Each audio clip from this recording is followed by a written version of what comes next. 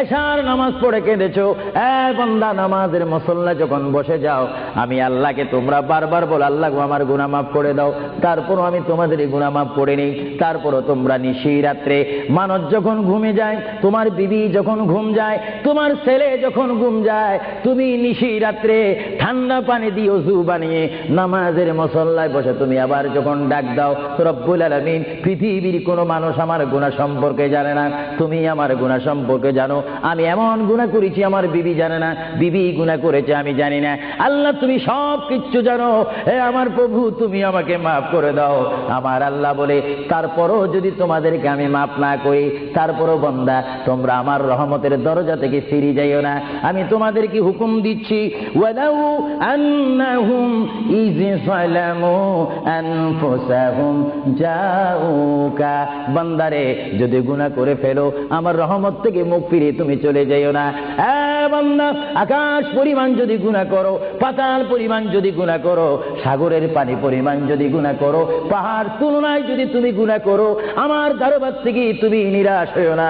বান্দা, আমি তোমাকে একটি রাস্তা পাঠাই দিচ্ছি, একটি পথ তোমাকে আমি দেখাই দিচ্ছি। সেই পথটি কোন পথ তোমরা জানো?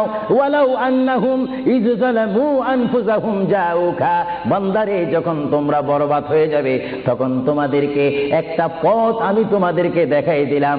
সেই পথটির নাম হচ্ছে আমার রাসূলের মদিনা। জোরে বলেন সুবহানাল্লাহ। বান্দা, আমার নবীর দরবারে গিয়ে কেঁদে কেঁদে তোমরা বলো, ইয়া রাসূলুল্লাহ, ইয়া হাবিবাল্লাহ, আয়া আকা ইয়া রাসূলুল্লাহ। আল্লাহ কোরআনে বলেছে, ওয়ালাউ আন্নাহুম ইয যালামু আনফুসাহুম জাউকা ফাস্তাগফিরুল্লাহ ওয়াস্তাগফার লাহুমুর রাসূল। আল্লাহ বলেছে, হে বান্দা, তোমরা ডানে না গিয়ে, বামে না গিয়ে, পিছে না গিয়ে তোমরা সরাসরি আমার নবীর কদমে চলে যাও। আমার নবীর কদমে গিয়ে আমি আল্লাহর দরবারে তোমরা তওবা করো।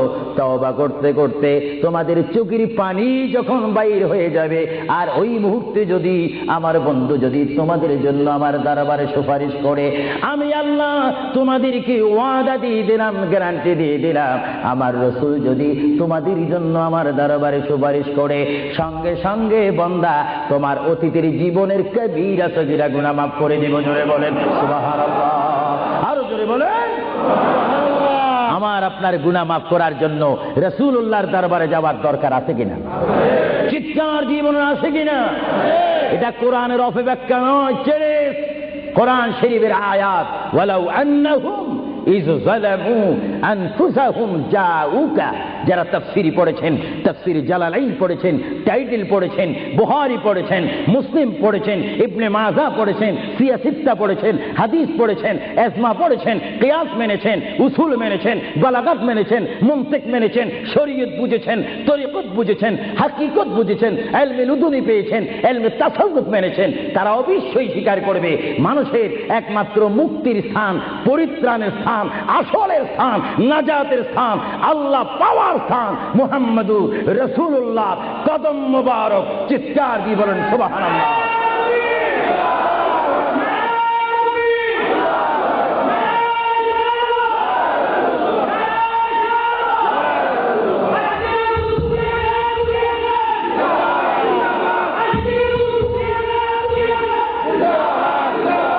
আপনারা সেই রাসূল চান কি চান না?